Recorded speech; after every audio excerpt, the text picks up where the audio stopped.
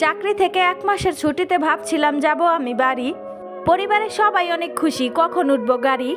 মন চায় ভাই বোনের জন্য কিছু পোশাক আশাক লই। নিলে যদি আবার বউ বলে আমার ভাই বোনের তা কই। শাশুড়ির জন্য না নিলে মায়ের জন্য নিলে একখান শাড়ি। ভালো করে জানি বউয়ের রাগে থাকা যাবে না বাড়ি। বউ কিবা শালা শালি শ্বশুর শাশুড়ি যতই আপন হোক, একমাত্র ছেলে হিসাবে বাবাহীন পরিবারে মা ভাই বোনের পাশে থাকাটাই আমার সব থেকে বেশি গুরুত্বপূর্ণ।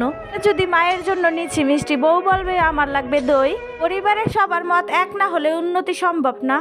এই কথাটা কারে কই? মা বাবা কষ্ট করে মানুষ করার পর শ্বশুর শাশুড়ি কিভাবে সমান অধিকার পায়? ভালো করে জানি বাড়ি গেলেও শান্তি মিলবে না। তাই বাড়ি যাওয়ার ইচ্ছেটা আর নাই।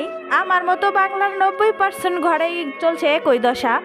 এমন ডাইনি বউয়ের জন্য ছেলের ইচ্ছা থাকা সত্ত্বেও হারায় ভালোবাসা। আমি এই ভয়েসটা মেয়ে মানুষ হয়ে দিলাম বলে আপনারা কেউ কিছু মনে করবেন না, এটা আসলে বাস্তব কথা, তাই কথাগুলো বললাম।